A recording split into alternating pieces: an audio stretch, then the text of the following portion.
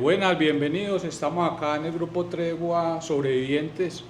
Recuerde que nos pueden visitar en Grupo Tregua Online, en donde hacemos los tours VIP, los cuales hacemos recorridos prácticamente inéditos, donde los llevamos a lugares que ningún otro guía está autorizado para visitarlos. Y hoy en día tenemos invitado al compañero Víctor Soda. El hombre ha sido guía y también ha sido un sobreviviente de esta historia y se los presento por acá. Bienvenido, Víctor. Gracias, hombre. Un placer estar aquí, de verdad. Porque en esa época yo era un simple vendedor de lotería. En un edificio que se llama Nova Tempo, me fui invitado alguna vez por un señor que se llamaba Fabio Estrada, socio de Pablo, para que fuera a armarle un bareto de marihuana. Que en esa época no existían los cueros de esos que se venden ahora. Venían en la cajetilla de cigarrillos piel roja. Fui invitado por el Pablo para que fuera a él presenciar cuando yo hacía el tabaco de marihuana, porque a él le gustaba era solamente la marihuana. Pablo odiaba la cocaína. Por ese hecho, en el Nova Tempo, él me regaló $200. Y ese día conocí yo a Popeye, allá en el edificio Nova Tempo, cuarto piso en la oficina de Pablo Escobar. Y por eso es que yo viví la historia y trabajé con don Roberto Escobar cuando inició en el recorrido de la historia, cerca de un restaurante que se llama El Rancherito. En Las Palmas, en el En Las poblado. Palmas, una casa que le decían El Refugio, una casa que fue de Pablo, que tenía una vista muy buena del aeropuerto. Entonces esa casa hace poco le hicieron exención de dominio al gobierno. Por eso fue que nos tocó salirnos de allí e irnos para otro lado. Y en este momento ahora estoy en este proyecto acá con el amigo El Soda, que es también de Con la todo. historia, que estamos muy empeñados en tratar de dar a conocer esta historia de una manera más veraz y más verídica, porque esa es la idea. Sí, Y aquí estamos también con el tío de él, el primo hermano el con primo Juan de... Enrique Urquijo Gaviria. Exactamente. Yo recordándome el Novatempo Meso, ese edificio era un edificio todo en vidrios polarizados, era muy Exacto. moderno para esa época. A mano Está en la derecha. Avenida Oriental. No, en el, No, en el el poblado, poblado, en la no, Milla ya de el Oro, poblado. al frente de la casa de este Jaime Bate Mancayón, el del Mucho M19, más adelante. ahí estaba también la oficina de Totocalle, en ese edificio. Después del centro comercial automotriz, unas 4 cuadras más adelante, a mano derecha. A mano derecha. El Tempo, Edificio hay dos, el Novatempo. Tempo y el Novatempo, todos dos. Sí. Tío, yo creo que vos distinguías a el que él mencionó ahí ahorita, ¿cierto? ¿A quién? A John Yepes. A Fabio Yepes, claro. John Lada, no, John Y Lada. también. Sí, John Él era, Yepes. él era de comunicaciones de Pablo. Sí, él era John Yepes o Juan Lada. John Lada. Por eso también se le ¿Sabe por qué le decía decían Juan Lada? Lada. ¿Por qué le decían John Lada? Él era el que portaba las camionetas Lada de Rusia para Colombia. Por eso le decían John Lada. Fue asesinado por los Pepes, torturado. Muy triste la muerte de don John, una gran persona. A mí me colaboró mucho con mi trabajo de lotero, me daba muchos consejos, pero una señor era un sabio para mí porque yo me gustaba mucho escucharlo hablar. Parte de la fluidez verbal que yo tengo se la debo a don John. Sí. Nosotros tenemos unas fotos del tío cuando estábamos allá en el Museo de la Comuna 13, que Sí, sale John Lada con Otto, y en el otro está con Popeye, está con Chalo, con el Arete, con el Negro Pavón. Don John, un gran ser humano. Vea, yo les comparto, Juan Lada es el que empieza, el que le abre camino a los trabajadores del patrón de los que vivían en Lovaina, que ahí sale La Pinina, estaba Juan Lada, un hermano de Juan Lada que también trabajó ahí, Darío Bobo. Darío Bobo más adelante muere, más adelante le explicamos cómo. Hay una historia, por ejemplo, con La Pinina, que dicen que el patrón estuvo de visita en el cementerio San Pedro y La Pinina fue el que le estaba cuidando el carro, que cuando el patrón sale del cementerio ve el carro parado en 4 adobes, que le robaron las llantas, que lo desvalijaron, pero así no llega La Pinina al cartel. Él llega por intermedio de Juan Lada o John Lada o John Yepes, por intermedio de él. Yo me acuerdo por ahí en el 79 venía yo en este momento se me escapa el nombre y se lo llevó a trabajar a Nápoles. Pero La Pinina era un hombre que estaba enseñado a la plata fácil y sin mucho esfuerzo. O sea que La Pinina sí era celador de carros en el cementerio, los cuidaban y cuando salían los dueños de los carros los encontraban desvalijados. Sin pasacintas en sí, esa se le habían época. llevado el radio, Ajá. todas esas cosas. Las llantas. Muy Entonces, fanático de la salsa pinina, el monito. Sí, entonces yo me acuerdo que Pinina estuvo por ahí 15 días en Nápoles. A los 15 días se desapareció y se vino. Cuando yo llego en el 81 a trabajar con el patrón a la casa de él ahí por los lados del campestre, ya veo que la Pinina, me encuentro a la Pinina ya trabajando como guardaespaldas del Pero en la patrón. casa del Diamante, tío, Sí. entonces, o en la de Provenza. Sí, no, en la del Diamante. Ya la Pinina trabajando como guardaespaldas. Era un pelado, es que la Pinina tendría por ahí 15 o 16 años.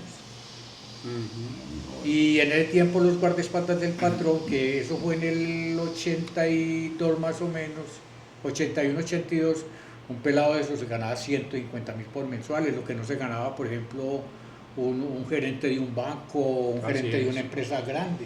Sí. En ese tiempo el salario mínimo era como 3 o 4.000 pesos nada más. Y un pelado de esos ganando de 150.000 por mensuales, Verdad. fuera de lo que se por debajeaban, de las vueltas que hacían y todas esas cosas. Sí. Entonces esa es pues a mi modo, esa es la historia de la Pinina a la entrada del cartel de Medellín. Ahí en Lovaina, en el cementerio San Pedro al frente, también había un señor muy famoso en esa época que le decían el médico, que llegó a tener más de 200 taxis, 2 Darbe 8. ¿Te acuerdas, tío? Sí, el médico, él trabajaba en el Seguro Social. Y se salió de ser médico a administrar los taxis, incluso muere ahí mismo también. Claro, él muere ahí en el centro, en un café muy conocido. ¿Qué les decía? Mi nombre es Juan Enrique Urquijo Gaviria, yo soy primo hermano del patrón. Yo empecé a trabajar con él en 1978 en la Hacienda Nápoles. Luego fui uno de los 14 hombres que el patrón escogió para estar con él en la cárcel de la Catedral. Y me presenté a la cárcel de la Catedral el 30 de julio de 1991 y terminé en la prisión de máxima seguridad de Itagüí el 31 de diciembre de 1996. Después de 5 años, 5 meses, 1 día y 3 horas de cana. Sí, señor. Un señor que se llamaba Fabio Estrada era vecino de Pablo allá en el Trianón. Fabio. De Pablo era de La Paz y don Fabio era del Trianón, que son barrios que están ahí pegaditos. Él junto con otro señor que se llamaba Balmer Mejía, trabajaban en Enca de Colombia en Girardota. Entonces Pablo, como era tan amigo de don Fabio, le dijo que se salieran de allá para que dejaran con él. El de don Fabio se volvió traqueto. Don Fabio tuvo mucho dinero. Él tuvo varios almacenes aquí en el centro, en San Diego. Ahí tuvo un restaurante que se llamaba Mister Goloso. Eso fue don Fabio Estrada. A don Fabio tenía varios hermanos que también los juntó del negocio, de ahí del Trianón. Pequeca, que el otro hermano se llamaba Víctor, tocayo mío, yo le decía tocayo. Estando en una pecerera en Envigado, un negocio con unos diamantes que les iban a comprar, llegaron los menes disfrazados de la fiscalía, y ahí los acribillaron a todos. Ahí murió Fabio Estrada y murió Viturra, el que era mi tocayito. Ese fue el fin de ellos. Fue muy triste porque don Fabio tenía una empresa que se llama también Inversiones Estrada, aquí en Medellín. Fue muy famoso aquí en Medellín, al igual que Mr. Goloso. Sí, señor. También tuvo compraventa ahí en la bomba Licerca. Esa bomba en esa época era muy famosa en Medellín, la bomba Licerca. Ahí tuvo una oficina de compraventa donde llegó a jugar el campeón mundial de billar, un señor Berardi, que era argentino. Hay un señor que se llama Ignacio Uribe de Envigado, el Pecoso, que él se enloqueció, se enloqueció a fumar marihuana. Perdón te interrumpo, ¿sabes cómo se llamaba ese campeón argentino? Marcelo. En la época de Tabaco Pérez, todo Claro, eso. Exacto. sí, Marcelo, Sí, sí. de Alberto Cardona, Ajá. Elkin. Otra cosa de Fabio, cuando empezó a funcionar el cartel en forma, Fabio traía los líquidos, lo que era el éter Sí, y señor, la acetona. La acetona, sí, señor. Y a ellos, a los hermanos, los llamaban los sangreyucas. No, sí, señor, ahí en Envigado, sí, señor. Está también Pequeca, está Jaime Estrada, Puturulo, uno de los hermanos que decían el Putus. Fernando Estrada. Era el menor, el más bajito, él también ya murió. Ese era Carlos Estrada. Le decían Pequeca. Ahí murieron dos que son Carlos, Fabio y Víctor. Ajá. Y la bruja, el que está vivo todavía. La bruja Vive ahí y, todavía en el y Trianon. Leo. Leo. Y hay otro, Le- hay otro que está vivo que le decían Cristo Viejo, Bueno, ese sí no lo conocí yo. y es el menor. Yo conocía a Pequeca, que era Carlos Estrada. Me acuerdo que Pequeca era flaquito así como yo. Y era bajito. Sí, ahí en San Diego había un almacén que se llamaba RDJ, unos pantalones que eran muy finos de esa época. Entonces los pantalones que Pequeca compraba eso hasta por docena. Entonces cuando ya se Eran de aburrían, colores. me regalaba a mí los pantalones que ya no le gustaban. Como éramos flaquitos los dos. Había otra oficina también ahí en los bajos del edificio Coltejer. Sí, señora. Ahí en la Ceiba. RDJ, sí, Sí, señor. RJ, sí. Ahí fue donde mataron a Salomón. Ah, Salomón El el abogado, abogado, sí, claro. muy elegante, él vestía siempre traje. Salomón Lozano. Moreno, Moreno. sí, grueso. Fue el primer, ese fue como el segundo o tercer abogado que mataron los Pepes. Y a Guido Parra también con el hijo que lo dejaron con un cartel. Esa fue una época muy brava. Claro que ya nos adelantamos mucho. Sí, Nos adelantamos mucho. Por ejemplo, yo prácticamente fui uno de los que pusieron la primera piedra en la hacienda Nápoles.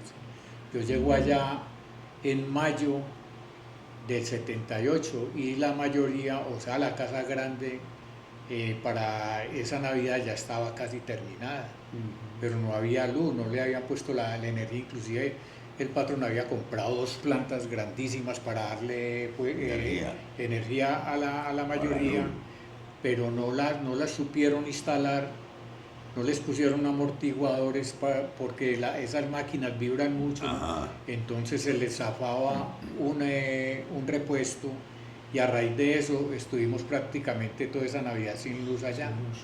Ya más adelante ya le pusieron las redes eléctricas. pero esa sola planta creo que hubiera generado luz para todo ese corregimiento. No, pues imagínate que Había escuela y todo, y usted manejaba el taller también.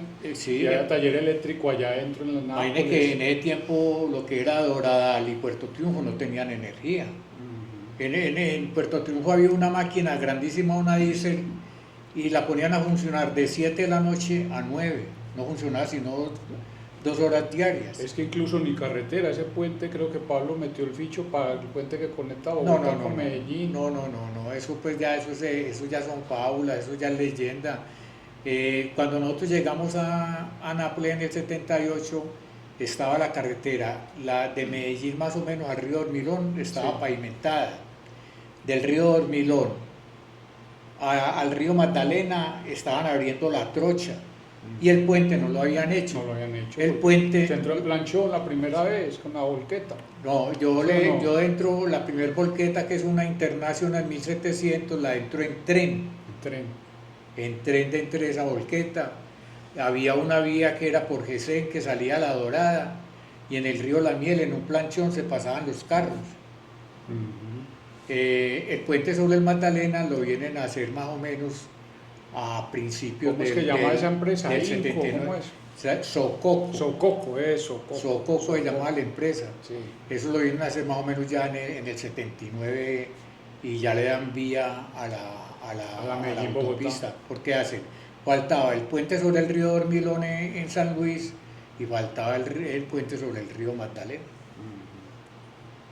Yo Entonces recuerdo. ahí desvirtuamos uno de los mitos que se dice que Pablo patrocinó ese puente, porque yo esa información la saqué fue de Daniel Escobar, el hijo de Nicolás, que usted sabe que es que en los museos también han caído también en eso de las fábulas, y aquí es donde queremos desvirtuar todas esas mentiras y todas esas exageraciones. Pues, Y pongamos gente que lo invitamos al polígrafo, a cualquiera de ellos, cuando quieran sentarse, nosotros estamos dispuestos a que si nos cogen en alguna exageración o en una mentira, le hacemos los tours gratis. sí, esa es una de las ventajas que van a tener los turistas que nos van a solicitar nuestro servicio, es que si nos cogen en una mentira no les cobramos el tour. Exacto. Todo se puede documentar, todo va documentado y con pruebas. Sí. Yo recuerdo cuando Pablo murió, yo en el cementerio donde lo enterraron, que es el que queda en el aeropuerto, que cuando es el aeropuerto internacional quedaba aquí en Medellín. Sí, Yo fui a ese entierro y eso, yo no pude entrar, hermano, porque es que Aquí eso en Montesacro. la gente, Montesacro, eso aquí era al lado, aquí una está cosa Montesacro. de locos, hermano. Sí, Eso es gente, todo el mundo gritando arengas contra el gobierno y aplaudiendo a Pablo Escobar. así Entonces yo quería hacer la fila, pero no fui capaz. Yo estaba ahogado allá porque el gente no cabía una aguja en ese cementerio, hermano. muchas, sí, Yo nunca en mi vida había visto un entierro de tal magnitud. Eso era una cosa de locos, señores. Eso estaba, eran por ahí 4 o 5 cuadras a la redonda donde no cabía un alma. Eso fue muy duro. Yo no pude entrar allá a verlo.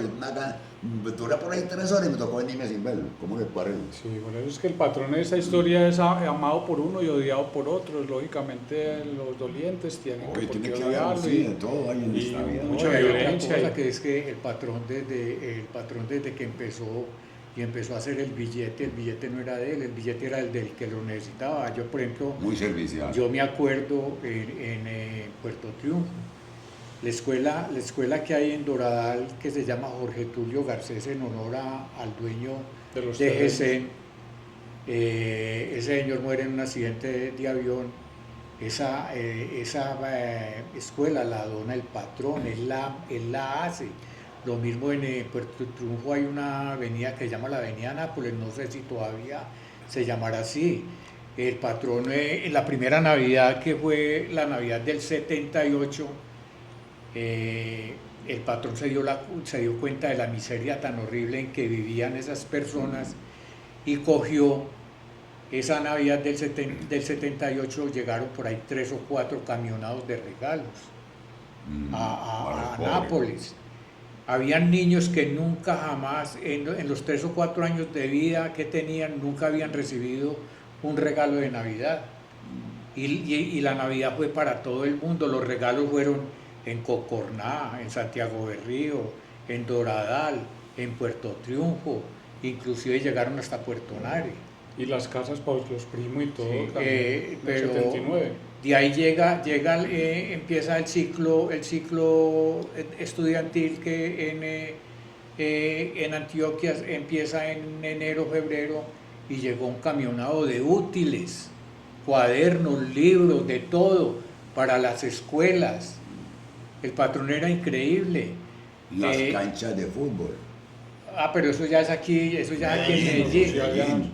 Sí. La Maracaná, esa la construyó Pablo. Y muchas otras canchas que están en los barrios. No, el patrón no construyó las canchas, el patrón lo que hizo fue... Las adecuó. las encerró en malla y las iluminó. La López en Manrique, muchas comunas de Medellín. ¿De dónde Hoy en salió día todavía Reneguita? tienen las luminarias. De la Maracaná. De la Maracaná. En Castilla. Sí, señor. En el Allá. barrio Castilla, donde él vivía. Allá jugaba René y en Zamora también vi yo jugar a René. Aquí en el barrio Zamora, yo tenía un primo que jugaba mucho fútbol. Y el Torito Cañas también, que próximamente también vamos a invitar al hermano de la Cañitas, él está con nosotros también en el Tregua. Oiga, ajá. Sí, él está en la Historia, comuna man, 13, ¿yo ¿qué es historia? con Pipe Pérez. No, y otra cosa que Y los que suben a jugar a la catedral también. cuando ¿no? nosotros llegamos a Nápoles en el 78, no se llama, la finca no se llamaba Nápoles. El patrón en el 78 compra lo que es Valledupar y Portugal, dos fincas Y la Junta. adentro de más o menos a 3, 4 kilómetros adentro de la carretera, se las compra a los garceses. Los peones o el campesino, que ahora los llamaban peones, vivían en casuchas en el suelo, dormían en costales, la comida era pésima, el salario era mínimo. Cuando el patrón llega, coge en Portugal, hace un campamento grande donde pone, ¿cómo es que llaman los? Camarotes. Pone camarotes con colchones, con sábanas, con cobijas, adecua las cocinas, les organiza, les arregla lo que es la comida, la dormida, el salario. Ya todo el mundo quería en Puerto Triunfo trabajar en Nápoles por el salario. Las ventajas que tenía. Claro, increíbles.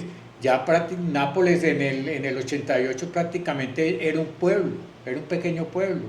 Tenía bomba de gasolina, ACPM, tenía servicio médico, era una especie de puesto de salud donde los habitantes de la región iban a consultar el médico a Nápoles y todo era gratis. Había marranera, había también criadero de pollos. ¿Sabes cuando le regala la Toyota al cura de allá que decía que la tenían era como de, No, de ambulancia? Contanos, tío, eso. Al padre López le regala una Toyota, pero comete el error de ponerle un letrero ambulancia Puerto Triunfo. Entonces, pero él la regala directamente al padre López. Entonces el padre López como al mes llega y le dice, llega con la Toyota a la finca y le dice al patrón, vea don Pablo, ahí le devuelvo la Toyota. Y le dice el patrón, pero ¿por qué, hombre padre? No, es que allá todo el mundo llega a las 2 o 3 de la mañana, que la necesitan, que una cosa, que la otra. Entonces dijo el padre, cogió el patrón y llamó al pintor y le dijo, bórrele ese aviso. Y padre, el carro es suyo, es para el servicio suyo, el carro tal. Inclusive el padre López en el sagrario allá en la iglesia tenía la foto de Gustavo y la foto de Pablo. ¿Me entiende? Y en Nápoles había ahí como una especie de enfermería y todo. No, es que había un puesto de salud grandísimo. Allá se hacían pequeñas cirugías y todo. Sí. Eso era un servicio, era para el pueblo. Vamos a rememorar entonces, tío, cuando empezaron a llegar los animales allá, el primer animal que llegó y todo eso, que de vos tenés conocimiento. No, los animales empiezan a llegar más o menos ya en el 79, a principios del 79, que también se empieza a construir lo que es la Plaza de Toros. La Plaza de Toros. Entonces, que Guillo participó ahí haciendo los burladeros y todo lo de madera. Guillo también ha estado con nosotros acá en el Grupo Tregua. Entonces el patrón y Gustavo cometen un error muy grande, es el de construir una represa. Pero ¿cómo les parece que la represa va y la construye un personaje que era reformador de casas, que era Carlos Henao? Carlos Henao era hermano de la señora del patrón. Sí, cuñado. Y a los más o menos a los 2 años de estar eso y no verle nada, Gustavo le dijo al patrón, ni un solo peso más para esa represa. Allá no van a salir con nada. Por eso fue que quedaron 28 lagos artificiales allá. No, entonces empiezan también a hacer los lagos artificiales y empiezan a hacerlos pero con muros de concreto, pero un señor, Gustavo López, que era el topógrafo, le dice al patrón que no hay necesidad de muros de concreto, sino que se pueden hacer con muros pero en tierra. Y así es donde hacen todos los lagos en la hacienda Nápoles. Por eso llegó a haber tanto yesquí allá y eso. Se me olvidaba también, les voy a contar la historia del nombre de Nápoles. Según leyendas y mitos urbanos, Nápoles, el patrón era muy hincha de Al Capón. Fanático de Al Capón. De Al Capón. Entonces Al Capón era napolitano. Entonces salen con el cuento de que el patrón le pone Nápoles en honor al Capón, pero eso no es así. También hay otro que dicen que pusieron varios nombres en una bolsita, iban sacando y el último nombre que quedaba ese iba a ser el de la hacienda, y que el último nombre que quedó fue Nápoles. Tampoco, ese es otro mito urbano. La hacienda viene a tomar el nombre de Nápoles, la entrada de la hacienda Nápoles, esa finca era de un señor Velázquez y se llamaba Nápoles. Entonces el patrón, teníamos por ahí ya casi un año de estar allá más o menos, cuando hace el negocio con este señor Velázquez. Yo me acuerdo que las primeras tierras que compró el patrón, que fueron Portugal y Valledupar, las compró como a 100.000 pesos cuadra, y a ese señor le pagó como a 1.000.000 cuadra. Entonces al señor se le abrió la galla y le vendió al patrón. Pero por ahí al mes ya estaba ese señor arrepentido de haber vendido esa tierra. Entonces Nápoles coge el nombre de Nápoles por la primera finca que se llamaba Nápoles, de este señor Velázquez, Alberto Velázquez me parece que llamaba. Sí. Pero la bolsita esa con las boleticas de las opciones también, esa me la habías contado también cuando se estaba escogiendo querían los familiares que se desarrollara allá en esa finca? ¿Qué mejoras se le ¿Qué podían mejoras hacer? le pueden Sí. hacer y qué ideas tenían para hacer allá? Eso sí fue en el 78, en una bolsita. Entonces los niños y todos podían participar a Y ver dar qué sus mejoras ideas. se le podían hacer a la hacienda. Entonces uno dijo que una cancha de tenis, otro que una una venta de cancha dulces. de fútbol, otros que cambiarles los pastos a la hacienda, la pista.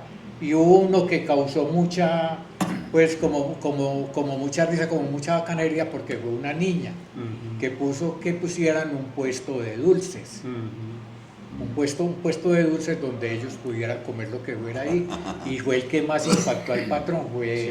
fue la idea de esa niña. También dicen de que el primer animal que llegó allá fue una elefanta que fue comprada en un circo mexicano y el resto de los animales entraron por esa base aérea De Palanquero, De Palanquero, sí. sí. La fundadora de la Hacienda Nápoles, del zoológico safari en Nápoles, fue Margaret. Esa elefanta pertenecía a un circo que estaba de paso aquí en Medellín, que inclusive ese circo se quemó y murieron muchos animales ahí. De México. Sí, El el Gasca. Gasca. Entonces ahí el En la patrón... Avenida Oriental estaba ese Sí, circo. el patrón les compra la elefanta ya estaba vieja, inclusive estaba estaba más bien diestrada, las gatona. personas podían subir Sí. en ella y ya hay fotos de Claro, Pablo era subida. el elefanta toda la vida vivió en Pero el que le enseñó a Pablo creo que fue el domador. Le enseñó cómo montarla y cómo alimentarla. No, porque es que allá llegó una persona... Allá habían veterinarios, Sí. todos que vendían pendientes Entonces, de los animales. la Margaret llega allá y después ya empiezan a llegar los animales, los antílopes, los saltarines, las hipopótamo. avestruces. Del África. Los, Y del los zoológico en Texas, en los hipopótamos, Estados Unidos. rinocerontes, cebras, las jirafas, una cantidad de animales increíbles. Pero los pioneros en tener animales en fincas fueron los Ochoa, en una finca que llamaba Veracruz. En la Bueno, costa. En la costa, tenían avestruces y ese tipo de animales exóticos. Y otra de las Incluso cosas- Jorge Luis estuvo preso por allá en España, estuvieron presos por allá por el contrabando de... Bueno, y de otra, animales, ¿cierto? otra de las Una cosas salvaje. es que el patrón, cuando hace el safari en Nápoles, empieza la entrada del público y nunca jamás cobró un solo peso porque porque las personas entraran al safari de Nápoles. La única garantía que tenía era que fueran en carro para hacer el safari. recorrido. En un área de alrededor de 5 o 6 hectáreas. Claro, Es ¿no? inmenso. Ahí estaban de todos y la alimentación de los animales. Inclusive cuando confiscan la hacienda, los animales mueren por falta, la mayoría mueren por hambre. Sí. Los únicos que sobrevivieron fueron los hipopótamos, porque encontraron el hábitat perfecto y no tenían enemigos naturales, se evadieron de la finca, encontraron ciénagas, quebradas, ríos. Hoy en día es la pastizales segunda población más grande en el mundo después del África. sí, de hipopótamos. Y los hipopótamos son animales muy peligrosos por ser territoriales. Pero este ya está denominado otra raza nueva que se llama hipopótamos napolitano, porque fue un hipopótamo que se acostumbró a estar con los humanos. Incluso hoy en día salen en los pueblos cercanos por ahí en las calles y los accidentes que han habido con ellos han sido accidentes con carros, con choques y eso, pero no ha habido ningún ataque Sí, registrado. se ven en fincas, inclusive en la sí. carretera, Sí. y se han repartido por todo ese Magdalena Medio. Pues hombre, yo pienso que fue tanta la bondad de este señor hermano que sacó una cantidad grande de recicladores de un basurero, se le incendiaron sus ranchitos y le regaló un barrio. ¿Quién Un hace barrio eso, entero, hermano? sí, señor, es verdad. Ah, Sí. más de 600 personas sacó, 600 familias, hermano. Sí, eso Y es. le regaló su casita. Pero viste, en Nápoles no habían animales fieros, digo, No, ¿cierto? No, no, había no, ni tigres A ni Pablo nada. no lo estaba en la fiera salvaje. ¿Por qué no animales, no felinos, animales carnívoros en la hacienda? Más o menos a principios del 79 llegaron con un tigre lanchero, que es un animal que es autor de ahí de esa zona. Sí, es fauna de aquí de... Con una silvestre Sí. colombiana ahí. Entonces lo llevaron amarrado y todas esas cosas, el patrón lo compró y lo metió en una jaula. Cualquier día está Juan Pablo por ahí caminando, cuando lo ven con la mano metida en la jaula de ese tigre, y el hombre ahí Qué mismo susto cogió también. carrera, lo sacó y lo primero que hizo fue sacar Ese ese animal, soltarlo. El hombre no lo mata ni no, sino que lo Lo suelta. dejan libre. Lo dejan Sí. libre. Y fuera de eso, las aves exóticas y todo eso estaban alrededor de la mayoría. Ah, no, Y todas los estaban dentro de la pájaros, todos estaban mayoría, ahí, las aves todos estaban exóticas. dentro de la mayoría. Sí. Los únicos animales que vivían en jaulas en Nápoles eran los pájaros. Sí. Contame lo de las cacatúas negras, tío, eso que hay un misterio con eso, de unas creencias que dice cuánto fue Tales el que valor envían- en realidad de cuánto están fue en lo vía que de valieron, extinción. que había una pareja allá. No, supuestamente que eran animales en vía de extinción y allá había una pareja de cacatúas. El hombre siempre quiso Australia. fortalecer y proteger las especies en vía de extinción. ¿Me entiende?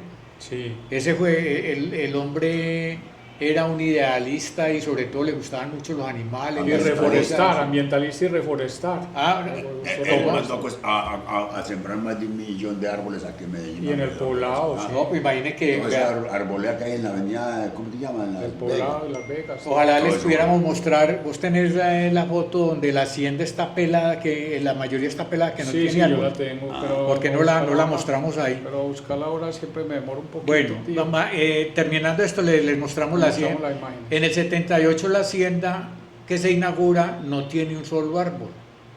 Entonces los Ochoas le dicen que hay un señor que Un los agrónomo. trasplanta, Sí. un señor Félix. Entonces Félix llega y salimos a comprar árboles en toda la región. Se compraban árboles en Cocorná, en Santiago de Río, en Puerto Triunfo, en Doradal, lo que eran mangos, palmas, árboles de toda clase. Y este señor empieza a trasplantarlos, cogían, le hacían una especie de pilote alrededor al árbol, lo arrancaban con una retroexcavadora, lo protegían con costales, lo subían a camiones y se resembraban en la hacienda.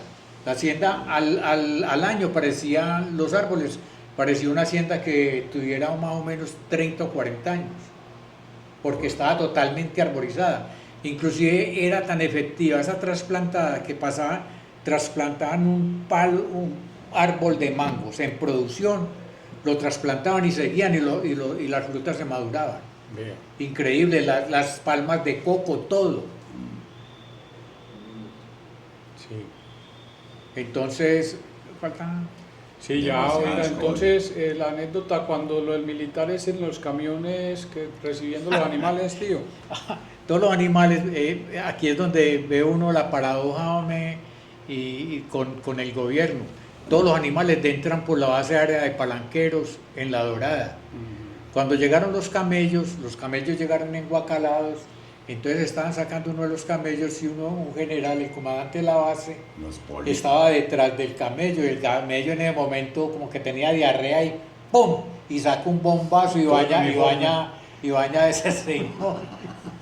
Todos los animales entraron por ahí, Por por La Los Dorada, políticos por también se untaron Palanqueros. del negocio. Claro, no No, es que había mucho plata. político Le visitó pagó campañas Nápoles. a muchos. Mucho político visitó Nápoles y entonces... Bueno, de entonces todas hoy en maneras, día usted le pregunta a los políticos que si estuvieron y nadie dice que estuvo no, allá. y muchos que estuvieron en la Hacienda Nápoles. De todas maneras, compañeros, ustedes, nosotros somos el Grupo Tregua, nos pueden escribir Tregua, www.grupotreguaonline.online, sobrevivientes. Los tres que estamos aquí, que son Hernán, Víctor y yo, somos sobrevivientes de esa época. Sin hacerle apología al delito, Y simplemente de nuevo compartiendo les nuestras reitero, vivencias. sí, les Una historia reitero, que sucedió acá. si nos cogen en una mentira, no les cobramos el tour.